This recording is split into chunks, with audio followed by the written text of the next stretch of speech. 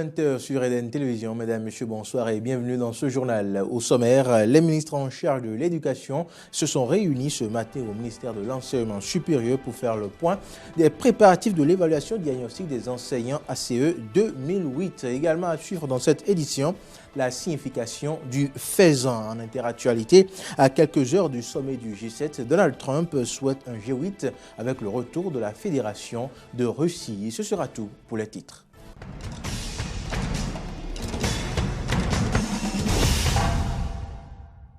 Merci de votre fidélité renouvelée à Eden Télévision. Je vous le disais en titre, les ministres en charge de l'éducation se sont réunis ce matin au ministère de l'Enseignement supérieur et de la Recherche scientifique avec les membres de l'équipe technique qui appuie l'opération d'évaluation diagnostique des enseignants ACE 2008. Ils ont fait le point du niveau des préparatifs de ce test à polémique. Frédéric Espoir Roumambou et Damien Pedro pour le compte rendu. Mieux informés sur les préparatifs de l'évaluation de connaissances professionnelles des enseignants reversés agents contractuels de l'État en 2008 qui se tient le 24 août prochain. C'est ce qui a réuni ce mercredi le comité de suivi de l'évaluation dont les ministres de l'Éducation, les responsables de la partie syndicale et le pôle technique commis à cet effet. Au sortir de cette rencontre, Alphonse Da Silva lève un coin de voile sur ce qui est fait. Tout va bon train. Je vais vous quitter tout à l'heure pour entrer encore dans mon laboratoire afin de tirer les épreuves. Nous avons 23 centres au niveau du pays, dans les chefs-lieux du département.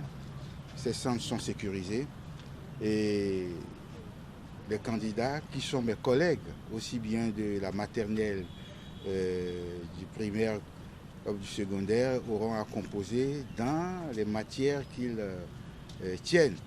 Ce sont des épreuves, je ne dirais pas à leur portée, mais ce sont des épreuves qu'eux-mêmes proposent. Donc il n'y a pas d'épreuve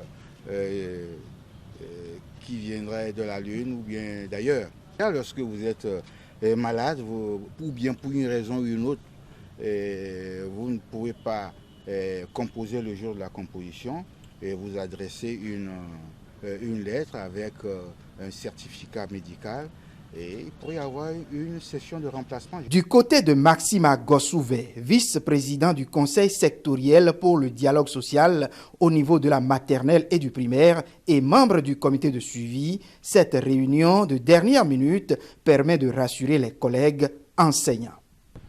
À savoir écouter le DOP pour dire à quel niveau il se retrouve en matière de la préparation, en matière sécuritaire et toutes les informations utiles pour permettre à nos camarades d'être à l'aise, pour qu'on puisse sentir quel type d'épreuve on veut nous proposer, quels sont les autres facteurs pouvant nous permettre de rassurer les camarades qu'une fois encore, ce n'est pas un marché de dupes que le gouvernement est en train de négocier avec nous. Ensemble, nous avons échangé et pour rassurer les uns les autres, pour dire le 24, ça serait une fête.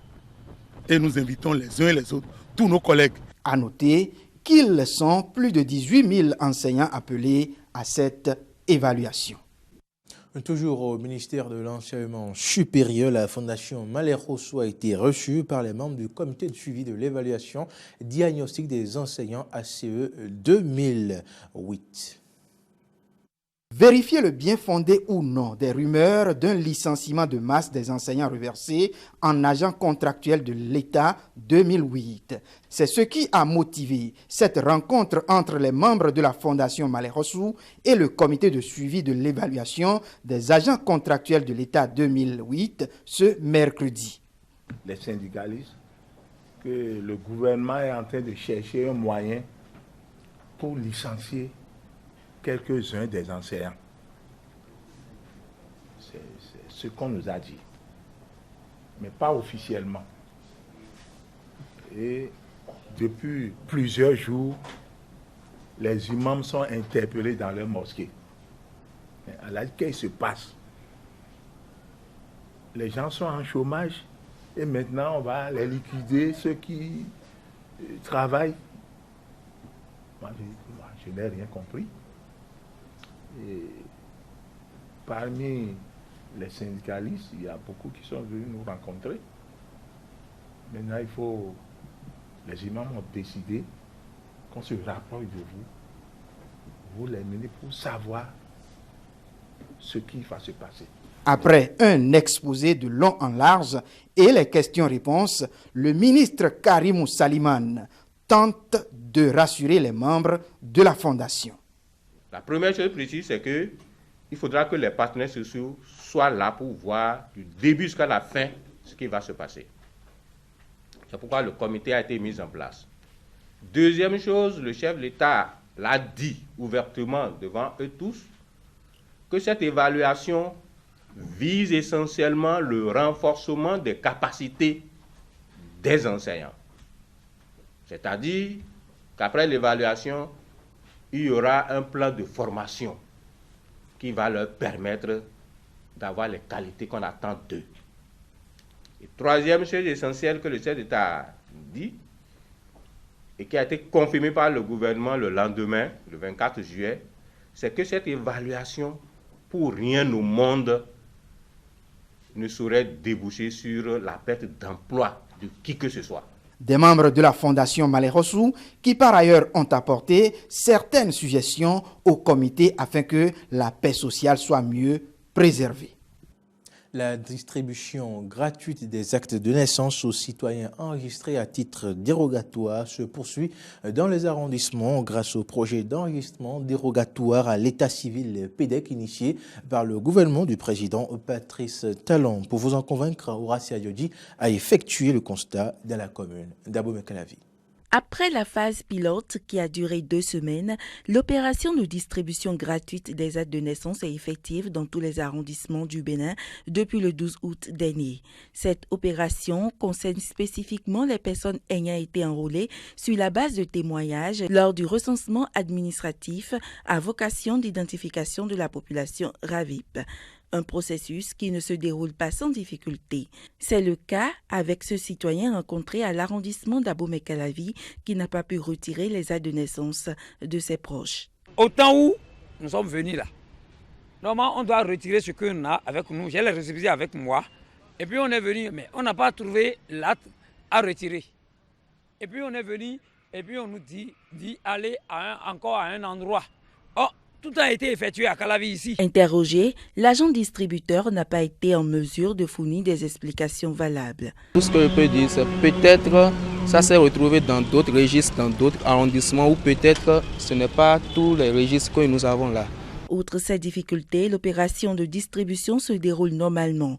Ce père de famille, pour avoir retiré l'acte de sa fille, lui permet ainsi de participer aux prochains examens de fin d'année. Systématiquement, je suis venu, j'ai présenté seulement le récépissé et puis on m'a donné ça, c'est simple. Ça, c'est une très bonne chose. Au départ, les gens disaient que le RAVIP, c'est un truc c'est un instrument électoral, tout ça là. Et demandaient à ne pas aller. Mais ceux qui n'avaient pas fait ça vont regretter certainement. Le processus de distribution prend fin le 26 août prochain, mais au niveau des arrondissements parcourus, l'affluence n'est pas encore au rendez-vous. Tout le monde n'est pas au courant que l'opération se passe. Or que nous avons un délai, on finit le dimanche 26. Donc après ça, ce sera déposé, les registres seront déposés chez CA ou C7 des arrondissements. Et je ne suis pas sûr que ça soit facile pour eux de retirer, puisque les autres aussi auront d'autres choses à faire.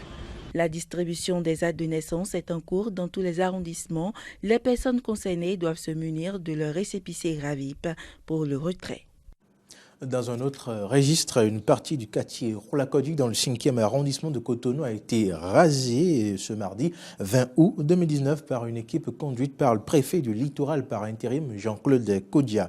Une situation que déplorent les populations qui affirment n'avoir pas été averties. Reportage Laurent Roland Kodio Toninkes et Romaric Belidji Dévauché.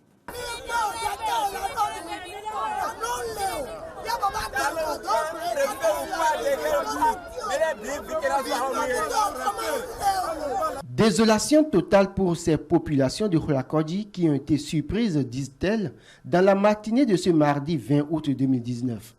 Plusieurs bâtiments sont rasés. Des bagages désormais à l'air libre. Ce matin, fortuitement, la population de Roulakodi n'est pas informée et près de 100 maisons sont emportées. Je suis un conseiller, ma maison est victime. Parce que je suis allé au boulot, c'est de là on m'appelle que voilà ma maison est partie. Je n'ai pas pu prendre mes lits, rien du tout. Mes télévisions, tout est parti en l'air comme ça. Et voilà ce que vous avez constaté. Des milliers, centaines d'enfants sans abri, ils sont là à Khoulakodji. Nous ne savons pas ce que nous avons fait.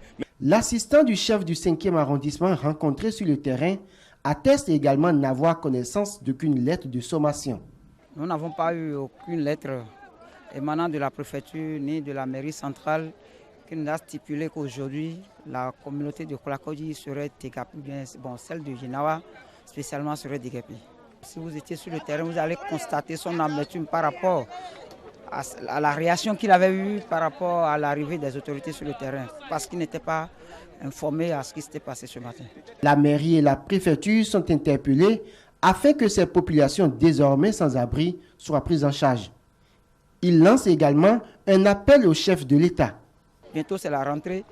Qu'est-ce que qu'adviendrait pour ces enfants-là qu'on va laisser? Les parents qui sont dégapés, qu'adviendrait-il pour eux?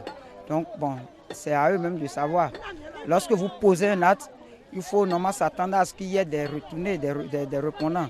Donc c'est à la mairie ou bien à la préfecture de commencer par prendre les dispositions pour que les gens qui ont eu à dégaper, à casser, sans les avertir, à voir dans quelle mesure les prendre socialement.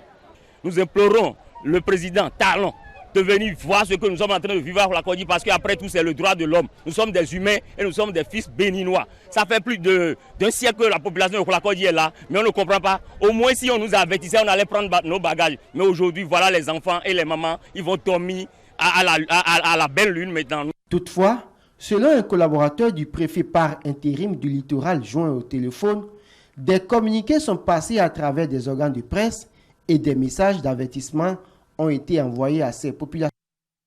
Sur ce déguerpissement musclé, nous vous invitons à présent à suivre les avis de quelques citoyens interviewés par Hayat Foy.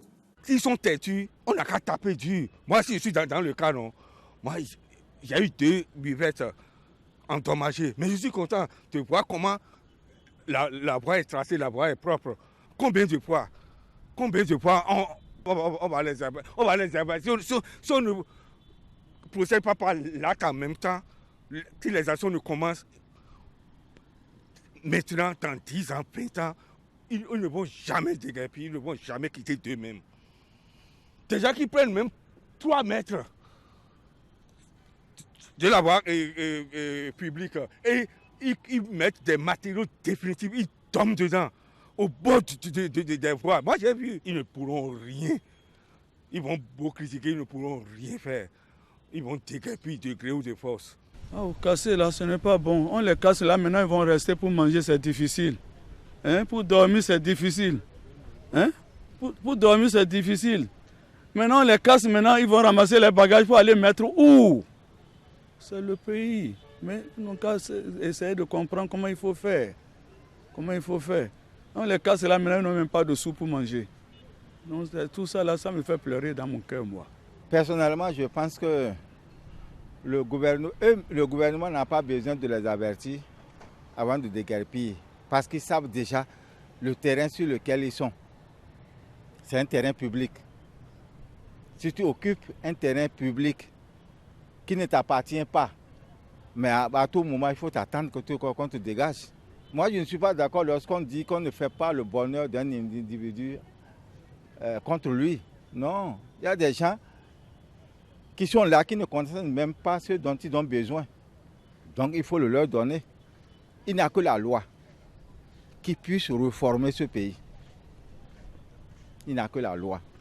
Et c'est ce que le gouvernement actuel est en train de faire en réformant le pays par des lois. En interactualité, Biarritz est désormais la ville la plus sûre de la France. 13 000 gendarmes et policiers sont mobilisés pour assurer la sécurité du G7 qui doit se tenir dans cette commune du 24 au 26 août prochain. Le ministre français de l'Intérieur a même annoncé une collaboration avec les autorités espagnoles. Certains dénoncent une bunkérisation de la ville. Les détails avec Jordi Mouré. Depuis plusieurs semaines, Biarritz se prépare à accueillir un G7 sous tension. La ville balnéaire, très fréquentée pendant l'été, est déjà placée sous haute surveillance. Des milliers de membres des forces de l'ordre arrivent au compte-gouttes. Un dispositif exceptionnel dévoilé par Christophe Castaner. Il doit être bien clair que nous ne tolérerons aucun débordement. S'ils surviennent, nous y répondrons. Notre objectif a pour but de permettre la dispersion immédiate des attroupements et l'interpellation rapide des fauteurs de troubles. Enfin, notre troisième objectif est d'assurer les meilleures conditions de vie aux habitants, aux commerçants et aux touristes pendant toute la durée du sommet. Pour atteindre ce triple objectif, nous avons déployé des moyens majeurs, nécessaires, adaptés. Ainsi, le dispositif de sécurité mobilisera 13 200 policiers et gendarmes. Ils seront épaulés par les forces militaires qui assureront des missions de contre-terrorisme et de protection de nos abords aériens et maritimes. 2 périmètres de sécurité ont été déterminés à Biarritz. Une zone dite de sécurité renforcée située dans le cœur de ville sera interdite à la circulation des véhicules et aux piétons non accrédités. Une autre zone dite de protection autorisera seulement les voitures avec un macaron spécifique et les piétons munis d'un badge. Le maire de la cité balnéaire, Michel Venac, réfute toute bunkérisation de sa ville. Je réfute le mot de bunkériser. Il est naturel que des événements de cette importance puissent être tout à fait sécurisés. Le sommet se déroule entre l'hôtel du Palais et le centre Bellevue où auront lieu les conférences. Il est naturel que cette zone-là soit très protégée, mais les autres places de Biarritz seront accessibles. Les zones protégées et contrôlées ne représentent qu'un quart de la ville. Du côté des habitants et des commerçants biarros, l'accueil des 7 délégations, parmi les plus puissantes du monde, fait grincer des dents. Nous, on a décidé de ne pas venir et de prendre des vacances forcées, même si c'est une énorme perte des chiffres d'affaires qui nous attend. Et on ne sait pas non plus l'après G7 ce que ça va donner, est-ce qu'ils vont revenir. La mairie nous dit qu'on pourra travailler avec les femmes d'ambassadeurs, les techniciens, les chauffeurs. Bon, nous, la ville fermée aux touristes, clairement, je ne vais pas vendre des lunettes de soleil à ce prix-là. Et je pense que ce n'est pas ce qui les intéresse. On va être obligé de fermer naturellement, puisque je ne vois pas qui va venir acheter s'il n'y a que des délégations politiques et des diplomates et des policiers. L'armée de l'air et la marine ont été chargées de sécuriser les voies aériennes et maritimes. Des unités d'élite comme le RAID et le GIGN se tiennent déjà sur le qui-vive. Une 50aine d'escadrons de la gendarmerie mobile, soit 6 000 militaires, seront également sur place, tout comme 43 compagnies de CRS. C'est l'équivalent des forces déployées d'ordinaire sur l'ensemble du pays. Et puis, à quelques heures de G7, Donald Trump a déclaré être favorable pour un G8 avec un retour de la Fédération de Russie. J'imagine que le président Obama, parce que Poutine a été plus malin que lui, le président Obama a pensé que ce n'était pas une bonne chose d'avoir la Russie, donc il a voulu exclure la Russie. Mais je pense qu'il serait beaucoup plus approprié d'avoir la Russie, ce devrait être le G8. Les G7 tiennent, eux, leur contre-sommet à la frontière franco-espagnole. Ce contre-sommet du G7 a pris de l'avance par rapport au sommet international qui commence ce samedi. Ce sommet alternatif canalise donc toutes les oppositions au sommet officiel à Biarritz. Il a débuté ce mercredi entre Irun et Hendaye. De nombreuses personnalités sont attendues. Ils sont depuis hier quelques dizaines à prêter main forte pour monter chapiteaux et autres podiums. À une vingtaine de kilomètres de Biarritz, où se réunit ce samedi le G7 anticapitaliste, défenseurs de la planète, altermondialistes et opposants divers ont commencé à se rassembler dans leur quartier général d'Urune pour une semaine d'action qu'ils promettent pacifique. Le gros des troupes devrait débarquer au cours de la journée alors que le contre-sommet sera officiellement lancé mercredi matin par des conférences et des ateliers. Au total, plus de 5000 personnes sont attendues dans cet ancien centre de vacances du groupe Nestlé, aujourd'hui désaffecté. Là, on monte des infrastructures pour 5000 personnes, mais s'il y a plus de monde qui arrive, on est en capacité de monter jusqu'à 10 000. Donc, au-delà de 5000 personnes, on n'a pas de crainte. Il y aura des bras pour aider, mais c'est prêt pour pouvoir monter, c'est dimensionné pour pouvoir monter à 10 000 personnes ici sur ce camp. De nombreux gilets jaunes sont aussi attendus pour ce contre-sommet. Avec les gilets jaunes, nous avons décidé de leur dédier un espace au sein de leur campement. Donc ils pourront y tenir une mini-assemblée des assemblées qu'ils auront rebaptisé l'assemblée du village, qui aura lieu mercredi, jeudi, vendredi matin, qui est sur le modèle des assemblées des Gilets jaunes. Voilà, ils auront un petit espace à eux sur lequel ils pourront parler de leur lutte cette année. Je pense qu'ils ont pas mal de choses à dire. Ce dimanche, des actions d'occupation des places publiques auront lieu dans 7 communes limitrophes de Biarritz. Le but, créer une zone arc-en-ciel pour encadrer les chefs d'État présents dans la cité balnéaire. L'objectif de ce camp aussi, c'est de mettre au point une autre action qui est la zone arc-en-ciel. Elle aura lieu le dimanche 25 août. Et très simplement, les grands chefs d'État seront bunkérisés dans des zones bleues et des zones rouges. Et bien, nous allons les entourer. Et ça sera la zone arc-en-ciel qui viendra encercler le bunker des chefs d'État. Les actions de mobilisation commenceront ce samedi, jour du lancement du sommet des chefs d'État à Biarritz. Pour l'occasion, une grande manifestation s'élancera d'Andaï pour rejoindre Irun de l'autre côté de la frontière. Page Magazine pour mettre un terme à cette édition. Je vous en parlais en titre. Le faisan, on l'entend souvent, mais qu'est-ce qu'il veut dire concrètement? Élément de réponse avec Maury Arnaud Noroyan, Agua. En vogue. Que veut dire littéralement ce mélange du Yoruba et du fond faisan? Maître Raimi Amoussa, métaphysicien et plasticien, nous en parle. Le sang, c'est déjà le jour à sang, mais c'est genre un préfixe, un suffixe qui donne à d'autres. Non, sans coup. Nos parents, pour pérenniser des réalités éternelles, ont retenu des noms de leur trajet historique. Le faire en liaison avec l'origine, là où ils ont retrouvé leur étoile polaire, le Ifẹ̀ au Nigeria, le royaume de la lumière, l'Orient. C'est pour ça qu'on nous appelle les Wezenu, les gens de l'Orient. Nous faisons des nions, des wéo, des rayons. Le faisan, c'est l'étoile polaire des jours de la semaine du Daoméen. Que devons-nous alors retenir de ce que désire le faisan? Le faisan, c'est d'abord le calendrier lié au cycle lunaire et donc lié au nombre 9. Vous verrez que, différemment de la semaine de 7 jours, chez le Daoméen, c'est plutôt la semaine de 9 jours.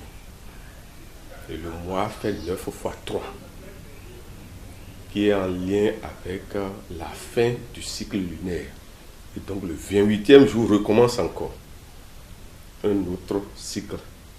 Ça fait que l'homme renaît toutes les 9 jours. Le chiffre 9 du faisan n'est pas un hasard, selon Maître Raimi Amoussa. Le cycle universel 9 veut que tous les 9 ans, nous renaissons aussi. 9 ans, 18 ans, 27 ans, ainsi de suite. Et nous naissons dans un autre, chaque fois dans une autre vibration. Et nos Daoméens, nos parents ont compris et ont ciblé leur vie quotidienne par rapport au cycle universel et particulièrement par rapport à la Lune. Et donc ce faisan est composé de 9 jours illustrant la connaissance intrinsèque de la valeur de la vibration des nombres de nos parents. De 1, 2, 3, 4, 5, 6, 7, 8 à 9. Chaque chiffre du faisan a une signification dont nous parlerons dans le prochain épisode. Fin de ce journal. Merci de l'avoir suivi et agréable soirée chez vous.